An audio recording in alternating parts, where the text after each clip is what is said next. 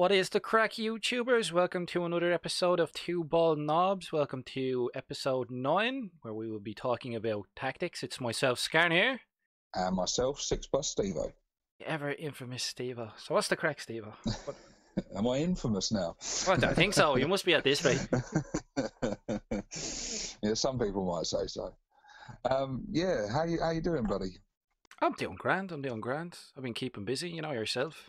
I haven't been making YouTube videos. Well, not many. I haven't even made a Codex review. Well, you might not have been too busy on the channel, but you've been busy in the hobby, haven't you? Yeah, man. I've been trying to get to my 10 games before I do my Codex review. So instead of just like we did our podcast where we gave our initial impressions. And yeah, I remember it well. All 3.5 hours. Oh, Jesus, yeah. But we got through that, and I'm just looking to do a more sort of in-depth, once I've gotten a few games under my belt, type of look at the Codex. And you know yourself, once you've got a feel for it and you've figured out the nuts and bolts and things, good synergy definitely. between things and stuff like that. So yeah, so that'll be up and coming. That'll probably be in the new year at this bleeding rate now on my pace. But I'm so you've set yourself the target of 10 games. How many have you played thus far? 5? Hold on, I've played Orcs twice. I played can't remember off the top of my head. I have played 5 though. Forgotten one of my opponents. And then I'm playing another game on Wednesday. So that'll be 6. So that'll be 7 before the year's out. Only 3 more to go. And then I'll have hit not that. Not bad. And I imagine you've been dominating the battlefield somewhat. I'm on a losing streak. I have not won a single game. It's those cards, man. It's those bleeding cards. It's like, secure objective 6, the one that's in your opponent's deployment zone, the other side of the board. So you've been playing a lot of Maelstrom missions, have you? All of them have been Maelstrom, I think. Oh no, I played one. I played Knights. That's right. I played against Knights. That was the other one I forgot. I don't know how I forgot the fact that I fought Knights. But I haven't won a single game yet.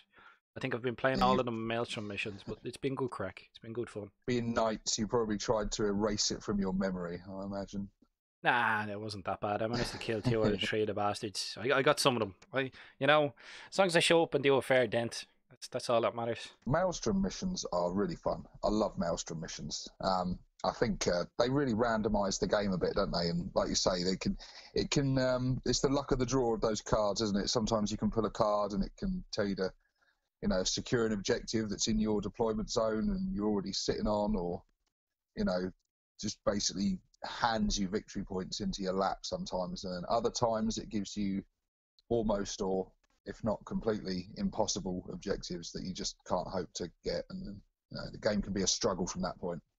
Yeah, it depends. Sometimes the game can get away from you quickly, where you've turned around and after the first turn, your opponent scored like 6 victory points and you scored like 1 or 2. You know what I mean? Yeah, but equally, it can swing back in your favour so quickly. That's true, yeah. Maelstrom. Yeah. And what I do find as well is that when you play Maelstrom missions, even if your army is sort of outclassed on the table in terms of like sheer power and competitiveness, the Maelstrom missions throws in that nice random element, so you're always in with a chance. And the luck of the draw can, if it swings in your favour, it can really change the game. And I've played a lot of Maelstrom missions when I was using Index Orcs, and I think it was the fact that I was playing Maelstrom missions that won me the game sometimes, and drawing the right cards at the right time, and equally having my opponent draw the wrong cards. Definitely helped my much weaker Index army compete against that Codex army. Yeah, playing for the cards is generally a good idea. You've been playing a few games yourself lately, haven't you?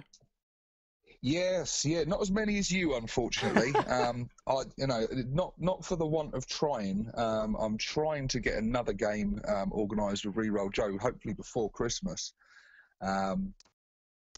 Taking on his 1,000 Suns soon, so that'll be fun. Facing Magnus again. Yeah, Rubric Marines, Demon Princes, Magnus, Araman, all of that. So that's going to be interesting facing that psychic onslaught. But no, I faced his Deathwing army.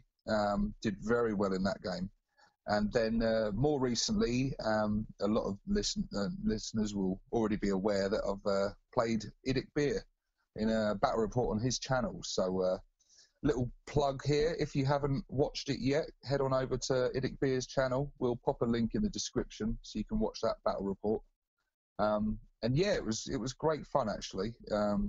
First time I've met a fellow YouTuber in the flesh.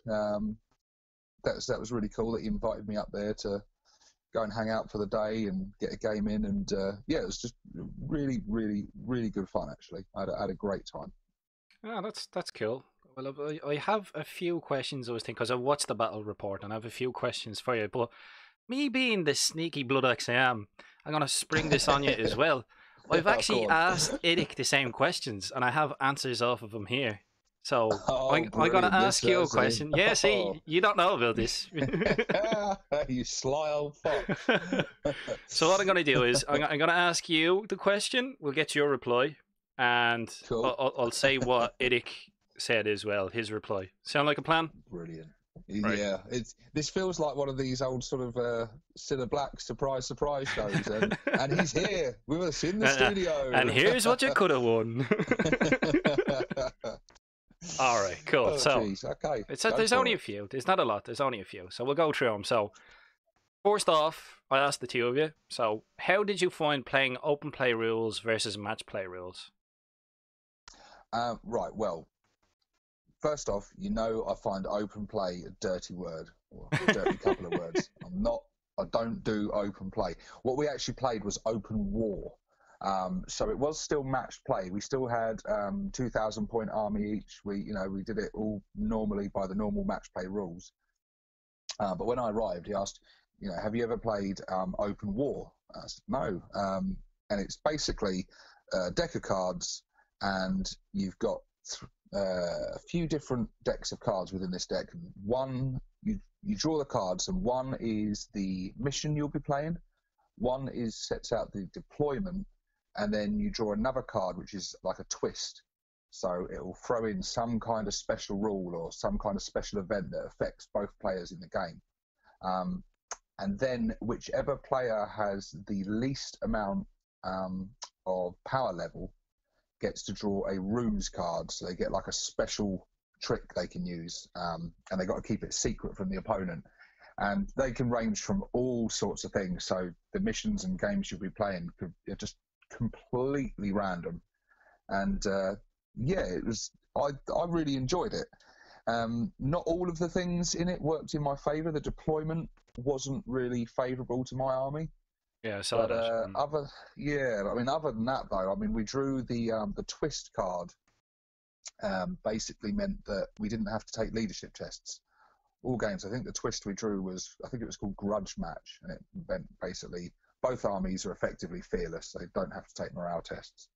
So I think that probably benefited Idic's Necrons a little bit, but it benefited my Orcs much, much more.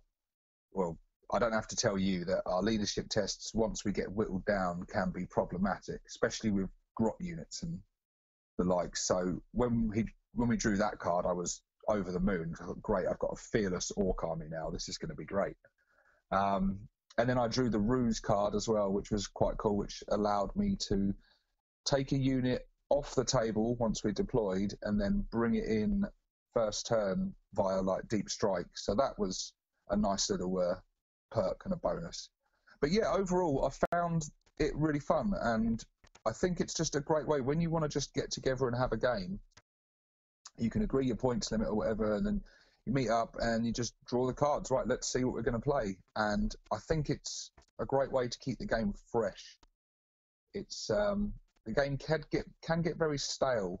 I play the same opponent repeatedly, so to try and keep the game fresh and to try and keep it interesting, I think these cards are a great way to do that, because you just never know what you're going to play, and you have to think up tactics on the spot and try and adapt to the situation as it happens, similarly to like the Maelstrom missions that we were talking about earlier.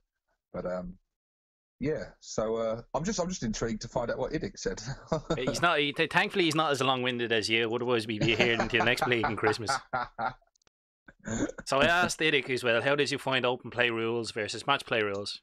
And his reply was, it was my second time playing them. They seemed a lot of fun, and it's nice to have random mission drawn on the day with the potential for some weird and wacky rules to happen. Overall, I prefer match play, but I like the cards, and they are a good idea. So I think he's pretty much come to the same conclusion that you have. What do you think? Yeah, but yeah, like you said, in a much less long-winded way. He's yeah, he's broken that down into one sentence. Yeah, but yeah.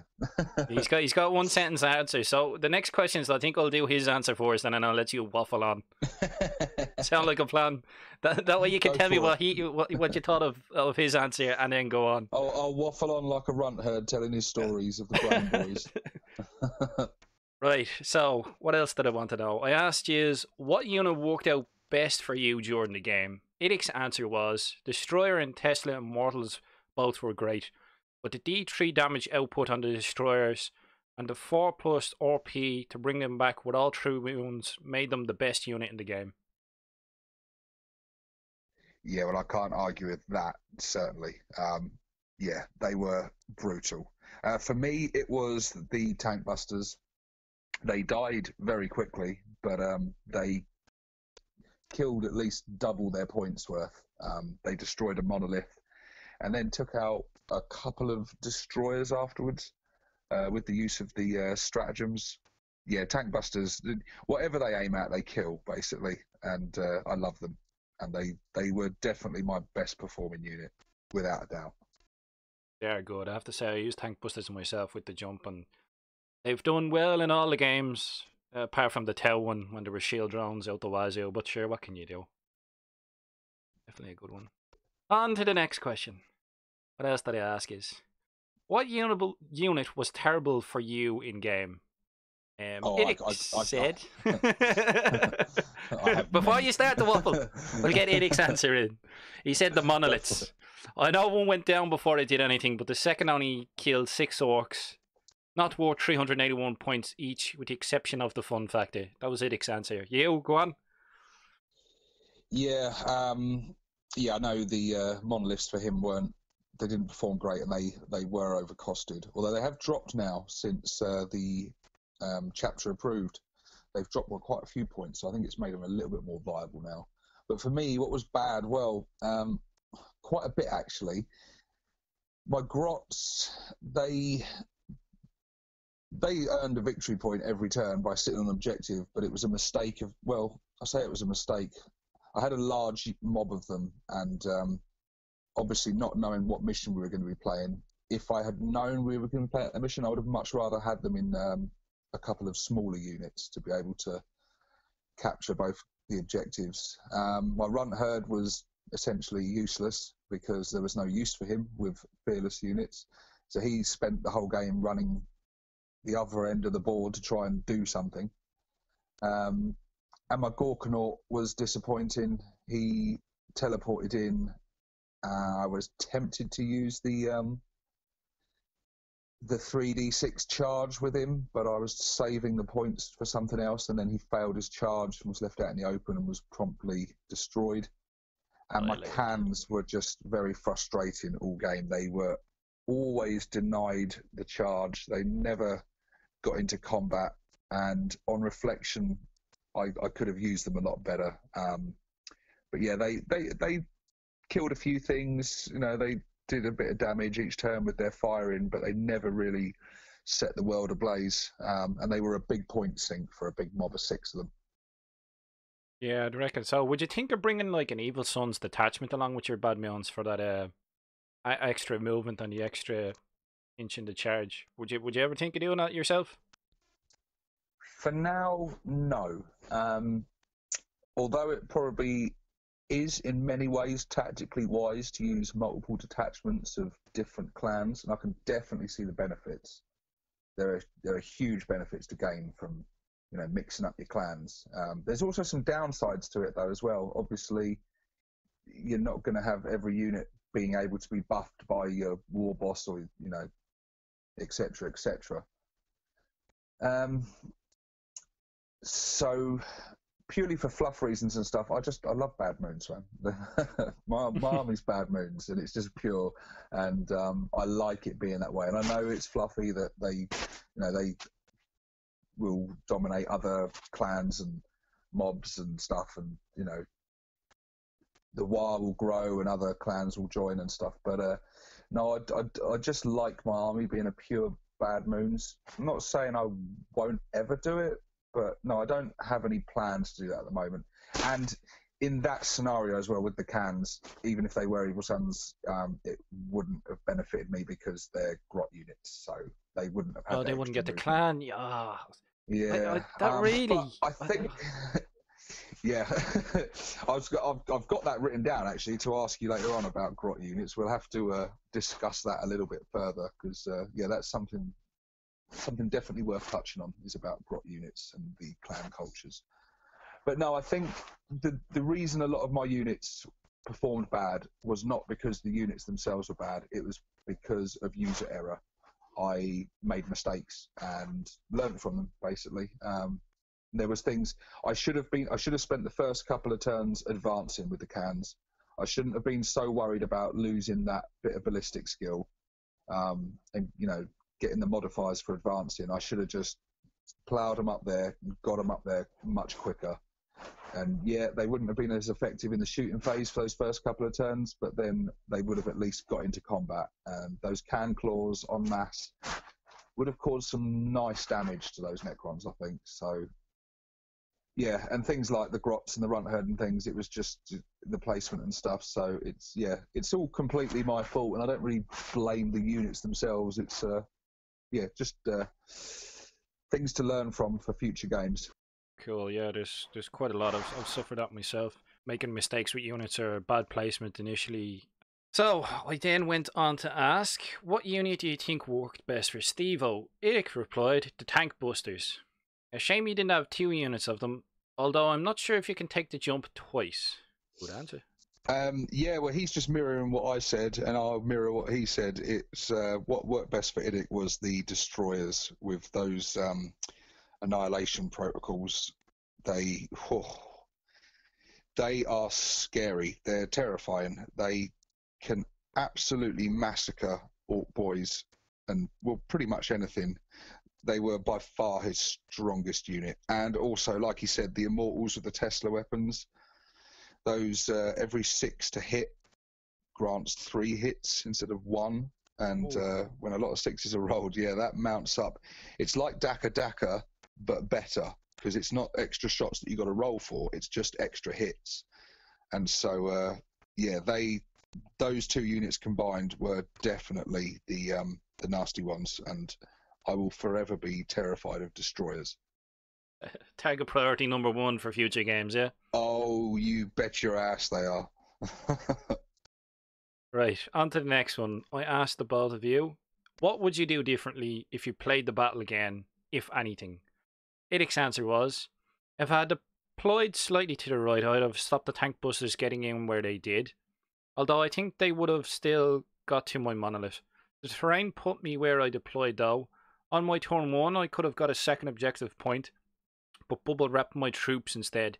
If Steve-O hadn't made his error and it ended a draw, I would have regretted not taking that point.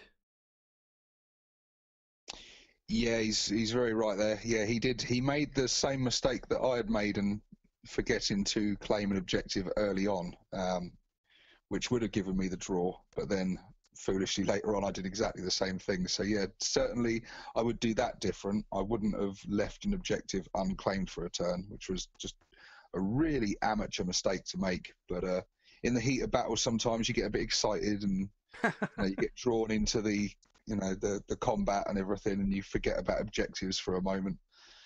And like I said earlier, I would have advanced my cans up the field a lot quicker. I would have had my grots in smaller units, and I would have, most importantly, synchronized my attacks. I kind of fed him my army piecemeal, and once I got into close range of those Necrons and their Gauze weapons and their Tesla weapons, it was so easy for them to eradicate the units as they were sort of came in through the bottleneck. So yeah, I would have probably held back some units and tried to synchronize the attacks to all land at the same time and try and arrive in combat at the same time. Certainly. Yeah, like I said, there was a lot of lessons learned in this game. Well, that's good. It's always good when you actually learn from your mistakes instead of being doomed to repeat them time and again. Too true, too true. Then went on to ask in the next question, what do you think Steve-O could have done differently during the game? Idic's answer, tough one. He needed to get to my lines ASAP, but seems to be very slow moving. If he had deployed his 2 objectives on his side 12 inches apart, he could have taken both objectives with the unit of Grots spread out and just used the rest of the army to push forward. That's a good answer, and yeah, I agree with him actually. What could Idic have done differently? Just simply less monoliths and more destroyers. He would have wiped me out. There would have just been on my side. It would have just been a green paste. Yeah, the monoliths were. He was telling me before the game that how overcosted they were, but how he wanted to play them for the fun factor. And they're an iconic unit for the Necrons. And I remember using the monolith back of myself. I loved it, but it's always been a bit lackluster in the sort of damage output it can do. It's a tough unit. It does soak up a lot of bullets, but much like the Gorkanaut, it's a huge bullet magnet. And yeah, I took one of them out straight away. The other one did manage to stay alive. Took it down to like half wounds, but then it kept sort of drawing back and repairing. And then for the later stages of the game, I was just seeing it as much less of a threat and trying to focus more on the destroyers. But yeah, if he had had more destroyers, and obviously if he hadn't have left that objective unclaimed early on in the game, he would have won by even more and wouldn't have been facing a draw. So it was quite lucky for him that I then later on made the same mistake and gave him the win. Well, I think we've all been in that situation though, bud, so I wouldn't beat yourself up over it too much. You know what I mean? It's yeah. Like, and I mean, I would say not. He doesn't need to change too much because I mean, he kind of. There's not really much I can criticise him on in terms of his playstyle and stuff because he knows Necrons like the back of his hand. You know, he knew what he was doing with the army, and he was using all the aura abilities and buffs and stratagems in the right way and the right. You know, so yeah, he performed very strongly, and it was tough to get in there and get at the juicy parts of his army. Like you said, he bubble wrapped stuff with the scarabs. It prevented my units being able to get where I really wanted them to strike. And yeah, no, so not too much, just less monoliths. I don't think you were exactly playing competitive optimized lists. That wasn't the point of it. You know what I mean? That wasn't the vibe I was getting off the battle. I liked it, but you know, I thought it'd be an interesting question to ask. And the next one. What have you learned about orcs from the battle is what I asked Idic. He said, I saw the Gorkanaut in action for the first time, which was good. Not as scary as I thought he was going to be. That's because he didn't get in combat. Yeah, I think you've lulled him into a false sense of security there. So that maybe in our next game that'll work to my favour. Yeah, the Gorkanaut, he's much better now than he was in the Index. His firepower, he kicks out a lot of shots. But his firepower can still be a bit hit and miss, and it's not really where his strength is. His strength is when you get him in combat. He does fuck shit up royally. So yeah, he probably would have thought very differently if he'd got him to reached his lines with that charge. So yeah, the same question to me then. What I learned about his Necrons. That they are absolutely lethal at close range, especially with the dynasty he chose, which gave him the extra -1 AP when you're at half range of his weapons.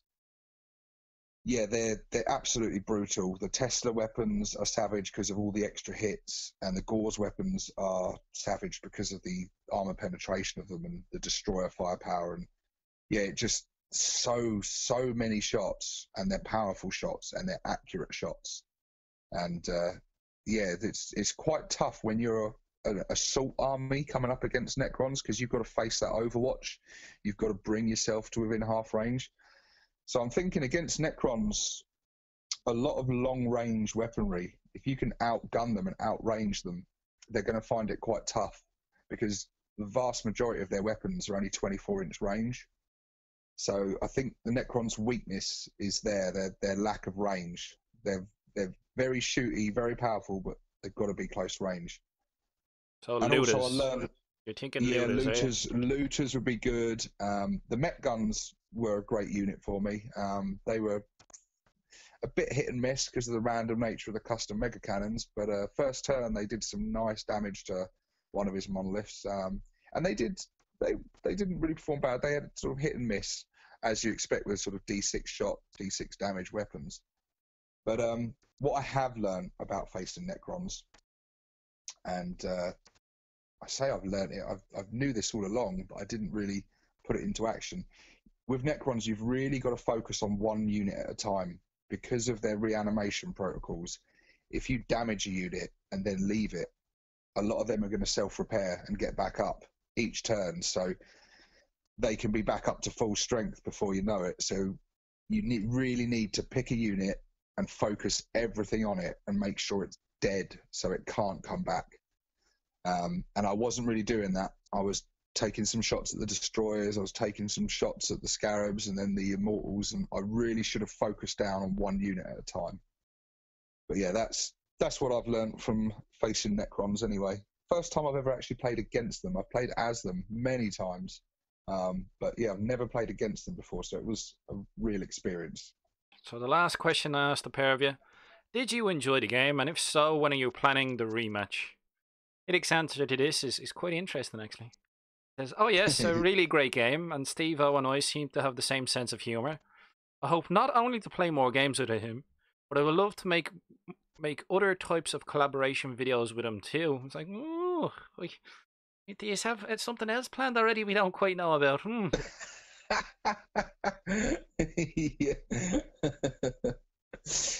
No. But no, I'm definitely up for that.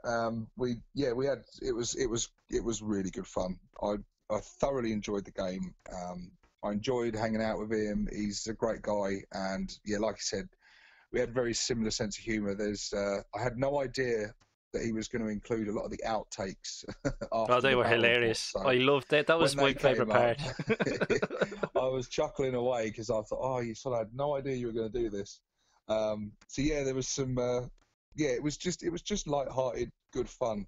I mean, to put it into context, well, there was at one point in the game where we had a disagreement on the rules, and like you do, I'm feverishly looking away through the rule book to try and prove myself right. He's looking through the FAQs to try and prove himself right. But what made it slightly different is that the rule we were disagreeing over, I was arguing that he was not using it to his full advantage, that he was getting this rule wrong and screwing himself basically, and he thought that I was wrong. So I was trying to Prove him. find the rule Yeah. to benefit him. And I said to him like halfway through, I kind of realised the situation. I said, it's a friendly, fun game when this is happening, where we're disagreeing because I'm trying to benefit you and you're trying to penalise yourself. But yeah, it was just a game. It was competitive. I still wanted to win, and as did he. And but it really was fun, and it was a game I certainly didn't mind losing, and it was just great fun. But yeah, I look forward to having some more games. I definitely would like to have games, whether they be battle reports or not. Although we got away with it this time being unpainted, I'm not sure how many more battle reports he'd want on his channel with unpainted armies, and I can fully understand that. But I'd be more than happy just to play games just for fun, regardless of putting them on battle reports or anything. And yeah, definitely up for collaboration videos and stuff. It's always fun. I mean, collaborating with you has been pretty good fun. Oh, it's been good crack, all right.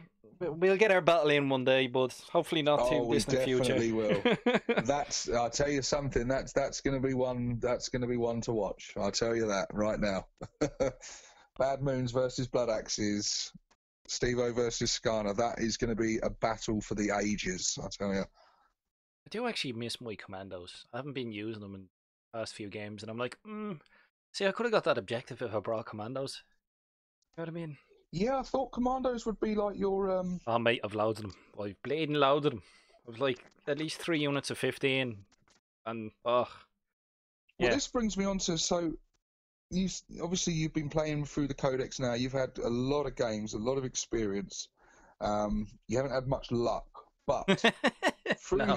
through your experiences, what are your sort of thoughts on the Codex as a whole? In Um, competitive terms, I'm talking. I know we've talked ink. before about the fluff terms and some of Yeah.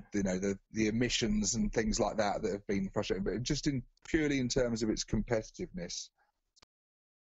I think competitively, I think there's good synergy potentials between the different clans, depending on what build you're trying to do and what tactics you're trying to apply. There is good potential in this codex, more so than in previous ones. I think. I think it's easier to see uh, good synergy in this codex in that regard, like tactics and with a competitive edge. So there is a good competitive edge to the codex, definitely. And I haven't even touched on all of those possible combinations because there's so many of them. Like I was just thinking about how I was, how I could build an army to have Gazgul in it, with like 3 detachments and stuff because his ability isn't just Goths. His is for just orcs. So remember you were talking about like war bosses. You might have issues if you Yes, bring more than one detachment. Whereas if you bring Gazgul, you won't have that problem. You know what I mean? Because his ability will work on orc units. It's not clan specific. But then you could and also that's bring. that's that's very cool. There might be something a lot of people haven't realised either, and especially non-Goth players. So Yeah, yeah, that definitely makes him an incredibly viable choice. Although he's really expensive, I mean, the buffs he gives out and the power of himself, just as himself, is brutal. And yeah, that's really good, especially if you are mixing different clans and detachments. yeah. So I've been toying with the idea of taking Gazgul and a unit of boys that you could probably turn into Scar boys or whatever. You know what I mean? And yeah, there's loads of combinations. I want to try mess around with Death Skulls. I haven't really mucked around with them much. I'd like to see what Death Skull looters are like in comparison to Bad Moon ones. You know what I mean? See which ones are the more shootier. I reckon between Death Skulls and looters, or Death Skulls and Bad Moon looters, they're probably the most shootiest guys that we have. And then I haven't tried out flash kits. You know what I mean? There's so many different units. I've been fighting against other orc players as well, so I get to see how some of the units work from the receiving end. So some of the new buggies, what way they work, how effective they are at different targets. You know what I mean? And then there's the personal. I just need to knock the rust out of the cogs because to be honest with you, I didn't really play much under the index. I saw it. I played I think 3 or 4 games under the index, and I was just like, ah, I was in that limbo where it's like I know there's a codex coming out, so there's no point in me fully painting and building an army then for the codex to come out and I'll have to change it again. You know what I mean? So I think it had that sort of effect on me in regards to me hobby where I was just waiting for the codex. And now that the codex is here, I can mess around with different combinations and permutations between detachments and clans until I find something I'm happy and comfortable with and probably make a 2000 point army based around that. And then I know what I want to paint in what clan colours and what direction to go in, you know? Yeah, I think I'm much the same. We're still in the stages of learning as we play, and I'm still very much learning. And you know, every time I pick up the Codex and read it, or every time I chat with you or watch videos or play games, you're constantly learning new things and thinking up, oh, that will be, that's character would be great with this unit, or that stratagem used with this unit at that time. And like you say, you're constantly thinking up new synergies, new strategies, new tactics you can use. And it obviously takes a long time to get the most out of a codex and get used to using the army in its like current codex. But what I do really like about this codex is that there's no units I see in there as being completely crap, which I don't think can be said for most of the codexes previously, and certainly the index. Stop Definitely the it. index. Oh, okay, with one admission, yes, I'll give you that one. I'll give you that one. But there's other than the Stomper. We'll pretend that doesn't exist for this bit. But yeah, there's nothing in there that I would see as being something you would never include. And likewise, there's not many units other than tank busters for me that are really like an auto include, because there's a lot of viable units now. I think the points balances and stuff, a lot of the stuff that was previously in the index overcosted to hell, like death copters, like scream out at me. They were ludicrously expensive in the index. Them coming down has been nice. Mega knobs and killer cans have come down. Cans, they're still not amazing, but they are a lot more viable now. They've had that points drop, and yeah, so I just think it just feels more balanced, and I think so many different types of army lists are viable now. Whereas in the index, it was boys before toys, or you might as well just pack up and go home. Whereas now, things like dread mobs, speed wars, and more elite armies and things are viable and competitive. And there can be a lot of shenanigans and tricks you can pull that can, really have some nasty surprises for the opponent. Yeah, I'd agree with you there. I think that the index was more of a one-trick kind of pony. Mind you, some people who are very successful with the index didn't just bring boys or just depend on boys. So, I, it's a combination of player experience and then obviously Codex potential. I'm sure you can get the best, most competitive army ever, but if you give it to the wrong player, you know what I mean? Someone who doesn't know what they're doing, they won't do well with it. And then you could also get a player who knows their army really well. It's probably not the most competitive, but they could still, get the absolute maximum out of it. You know what I mean? So, yeah, I think there's And it all depends on what you're coming up against as well, because there's definitely that rock paper scissors mechanic, isn't type there? of Like, thing going on. no Yeah, matter, there's not any one list of any faction you could build that can wipe the floor with anything it comes up against. There's always going to be that Achilles heel, that type of faction or type of army that they dread playing against because they know they're going to have a hard time. But so yeah, speaking of units and stuff, are there units in there that you think stand out as being really strong, really good units that you would see as almost auto include? what have I've been auto including looters since 5th edition in my army, but I think you're probably right on the tank busters. Tactics was we've been doing similar things. It's regards to the jump and then just getting them to more Dake and then showing off. That's the only reason why I use the Bad Moon detachment is the showing off stratagem. If that could be used in all clans, I probably wouldn't bother as much with Bad Moons. But then your Dake re-rolling the ones, you know what I mean? That comes in handy for looters and stuff. Especially if we're playing more Dake and then do showing off in a different turn. You could be rolling a shitload of dice, man. So, and then people coming up with ideas for mobbing up units of looters. So mobbing up a unit at 10 and 15 looters combined. You have 25 looters in one unit. You know what I mean? That's like 75 shots if you roll 3 under D3. But then, that's what I mean. Death Skulls might be better for that. You won't have to waste command points to re-roll their shooting output, because with the Death Skulls you get re-rolls with the units anyway. So, that type of thing. It could be interesting. I don't know. I'm not finished with it, but I definitely think the ones who have done the most damage for me have definitely been the tank busters.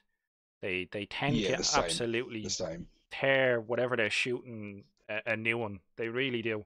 Unless it's not a vehicle. I joined robots that aren't vehicles on a scope. I swear. It's the size of a Gorkanaut. Oh no, it's a battlesuit, mate. It's not a vehicle. Well, I think that's where Bad Moons will help you out, because at least they're still re-rolling the ones, if not all of the hits. But yeah, the tank busters have never failed me. They are a glass hammer. They really are. But what they do is, if your opponent's got really big, expensive vehicles on the table, and you've got a tank buster unit, you're laughing. They're going to double their points. They might only live for one turn, but that's all they need. And that's their job. You jump them once, and they absolutely shoot the pants out of something, and then the enemy's next turn they're going to be deleted off the board. That's just Yeah. something you need to accept. Yeah, once that Land Raider's dead, you know that Space Marine player is coming for them with a vengeance. Or a knight. When I was fighting the knights, the tank busters got mauled a bit. Because like there wasn't enough line of sight blocking terrain. But even still, between the tank busters, what was left of half of a unit of tank busters for me, and looters, they shot the snot out of a knight in like one turn. Oh. Beautiful. What about weak units? Is there anything in the Codex that? And I've just asked the question. I already know what your answer's going to be. Oh yeah, this. Well, I don't even regard the Stompa. The Stompa's just sort of like comedy at this stage. It's so bad, it's hilarious. Stomper doesn't even exist to you anymore, does it? No, it doesn't. It really doesn't. I don't even think of. Oh, we could build an army list with Stompas, and it's like, yeah, okay. It's like I play for fun, mate. You know, I don't intentionally go out my way to lose. It just sort of happens. But yeah, you just paint one up as a clown or something. You know what I mean? Give it like a Joker face here. Just paint why so serious on the front. You know what I mean? Like I that see actually sounds like a really. I want to see a Stomper painted up like that now. That actually sounds really cool. You rock up to a tournament like that, and they're like, "Oh, I see you came for the comedy factor, mate." It's like, "Oh yeah, sure, what can you do?" Yeah, Stomper, but I'm not. I see. I don't. The Gretchen unit's not getting clan abilities is a real.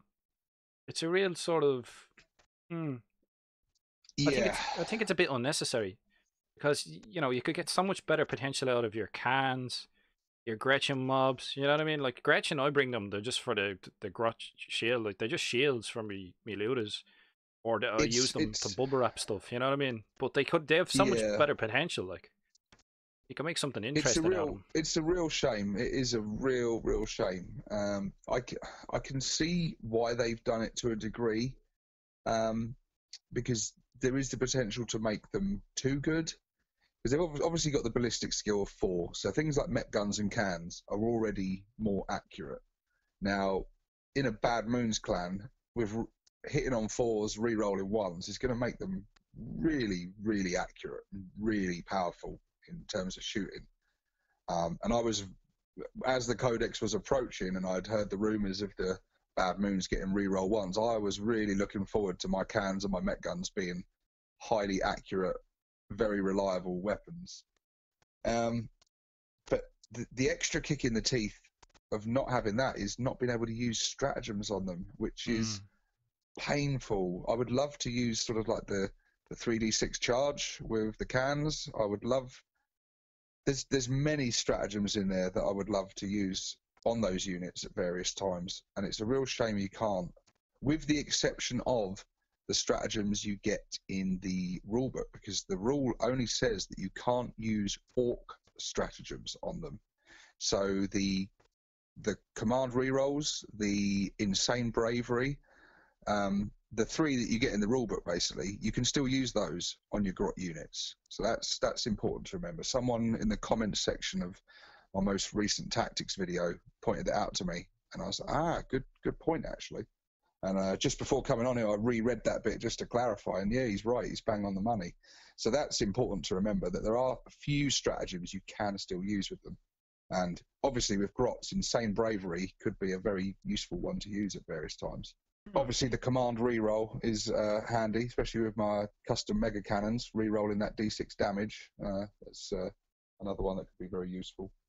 I think you were right though. I remember you were talking about doing rerolls. I think you're better off doing rerolls with damage and the like. Do you know what I mean? Oh, definitely. Instead of just hits. It makes a massive difference, especially when you're hitting stuff with bomb squigs. And your mate's turning around, oh, so how much damage did they do each? Oh, d6 damage. He's like, you what? It's like, yep. 5 dice. Yeah, your whatever's deleted. There's 2 6s and a 5. Boy. But yeah, saving up for those moments. I think that's a very interesting thing about 8th edition, I find, as a whole. It's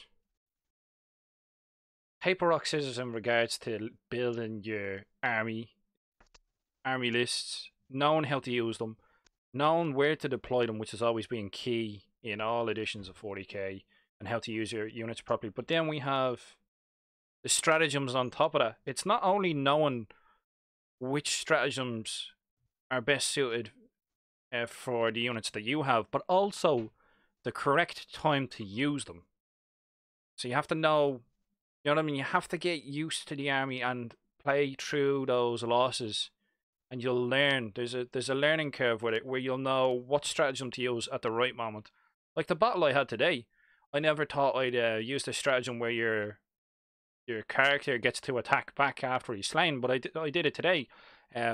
My friend's war boss killed one of my war bosses because it was one of his objectives, and then I just was like, well, that's his warlord, so spend 2 command points to get a victory point. So I got my war boss who died to attack his war boss and kill him. So it was like, you know what I mean? And you can't really get any more orky than that. The two war bosses just kill each other Got tearing in each other to combat. pieces. That's Yeah, beautiful. It's beautiful. Yeah, it's the stratagems is the greatest addition to 40k. They have just added a whole extra layer into the game, and I love it. And now having access to all these stratagems in the Codex gives you so many options, almost too many. And as I've found, even in games where I have really milked the command points and got as many detachments as I can and really squeezed in everything to get the max amount of command points possible, there just still never seems to be enough, because the stratagems are so fun to use. They're so effective when used correctly. And yeah, it's hard to choose, especially as you start spending them and you're running low on them. And much like in my game with Idic, I really wanted to use that the charge stratagem with McGorkanaut, but I was running low at that stage on command points because I'd spent 4 command points on my tank busters using the More Daka and the showing off stratagem.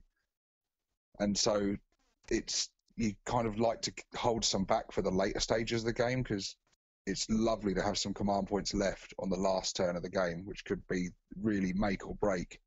A lot of people make the mistake of saying, well, you should have just used that, it would have done that. But they're not. They're just looking at that one scenario or and not the game instance as a whole. Yeah, and yeah. It's like, yes, if I had done that, that would have worked. But what you're not taking into consideration is that then I would have spent all my command points, and then later on I wouldn't have been able to do this other equally cool and effective thing.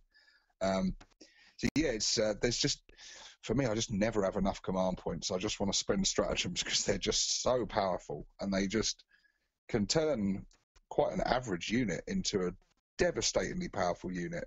I think you're right there, and I think it also has an effect on the mentality of the game. Like, if you know that your opponent has run out of command points, you then know that they won't be able to use some of their stratagem cards, so that will actually change your attack and how you're going to sort of think. Do you know what I mean? It's a lovely feeling when the opponent runs out. Not so nice when you've run out. Yeah, that's true. Well, but that does, so even just having some banked, just held on, like, just in case, can still put your opponent, makes them a little bit more wary. It's like, oh, well, he could pull that stratagem out, and he could do this stratagem to try and counter me a bit if I do this and I do that. You know what I mean? Whereas if you have all your command points spent, obviously, you're better off spending them than, ending a game with like 4 or 5 command points. But trying to hold on to a few, it can affect the game, even just the way your opponent will then have to play and think around that, because of the potential, the possibility of what you could play. Because I found that with the game I just played today, that is something I've got to work on. Usually my command points are burning a hole in my pocket, and I can't wait to blow them on all the fancy stuff in the first few turns of the game. But yeah, I do try to hold a few back. I like to have at least a couple of command points back for that last turn, because, like I say, it's that last bit of the game where even if you do just spend that one command point on a command reroll, that could decide your fate of whether you win or lose the game at that point. There's nothing worse than coming down to like something that's at the edge of a knife, and it depends on a specific reroll. Like if you rerolled your save on your mega armored, we won't say war boss, mega armored big mech. if you roll, and you know what I mean, maybe that one save near the end of the game that would stop him from dying and stop your enemy from getting the slay the warlord. Like if you had a reroll to potentially win you the game. There are times when it comes to that stage where you're like, damn, I wish I had like one command point or two command points left. You know what I mean? Maybe I could use Oh, grot definitely. shields, or you know what I mean. There's so many situations, and I have to say that about the stratagems as well. I've probably said it already, but even ones you think that are highly situational, those situations come up like they really do. Oh yeah, they definitely do. I've been surprised like that.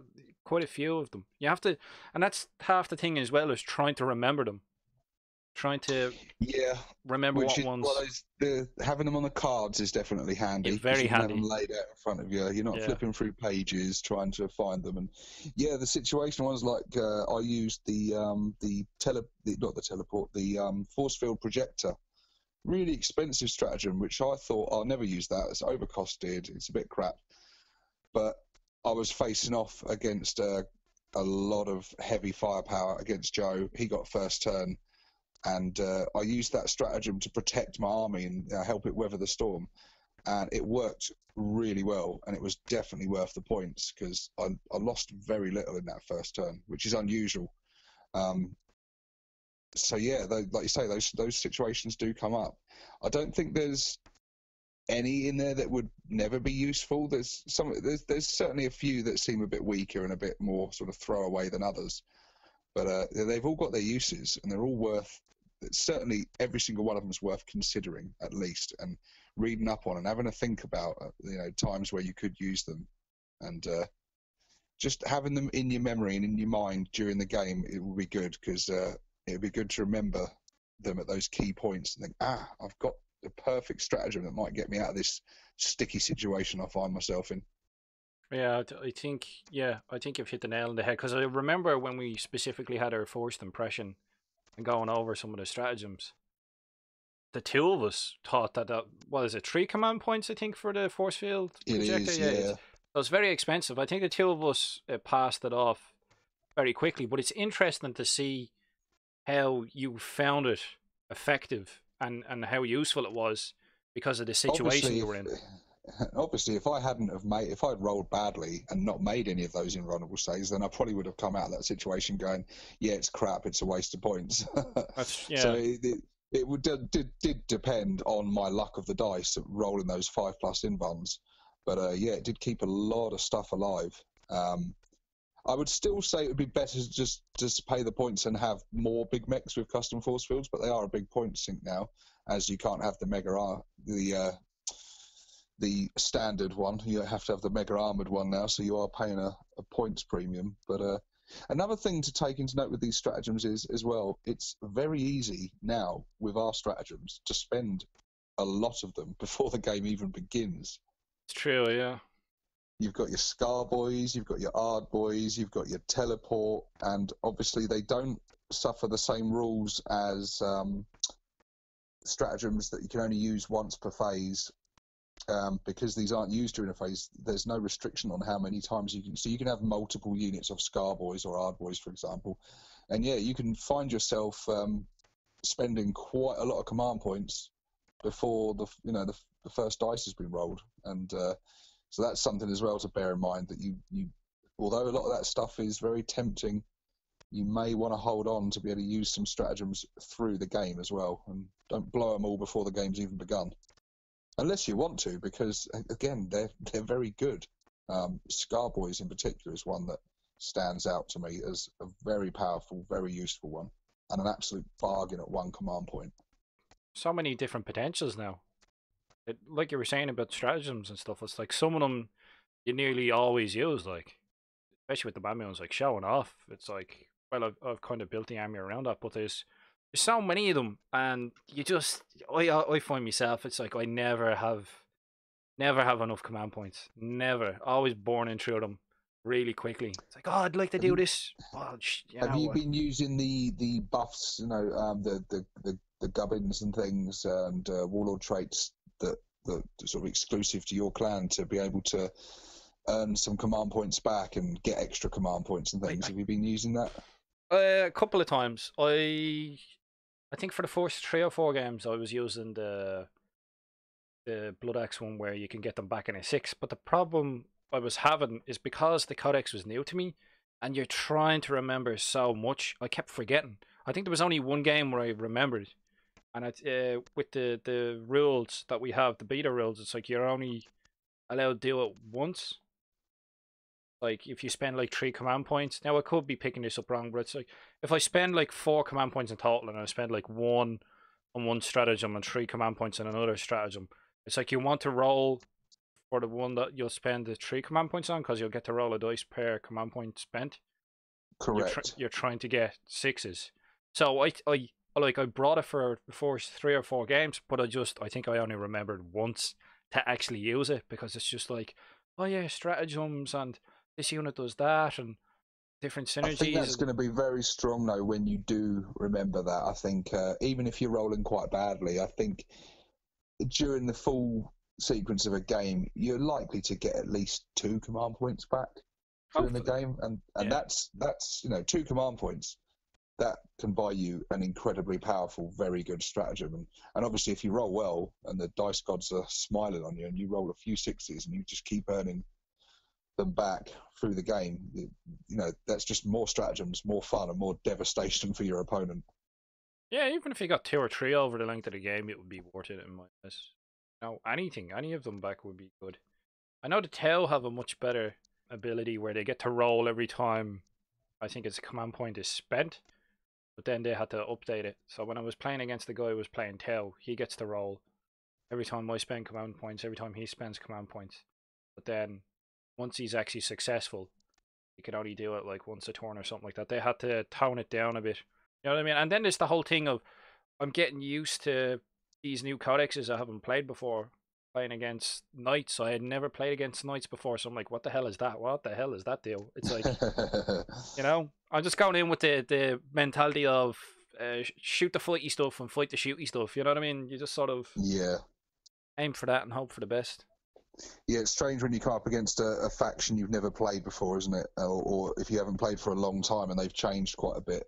It's knowledge of your opponent is definitely a powerful tool. Knowledge of their army, at least on some level, That's because true, yeah. you can get those units that again, like playing against I knew destroyers were good from my experiences using them in the past myself, but that was way back in 5th edition. Once he used those protocols and things and put their firepower into effect, I'm like, whoa, okay, those guys are really scary. And it's, I think if I'd known that from the beginning, I would have made them target priority #1 for sure. But So yeah, knowledge of your opponent is definitely good. It's definitely, it depends on how competitive you are and how serious the game is.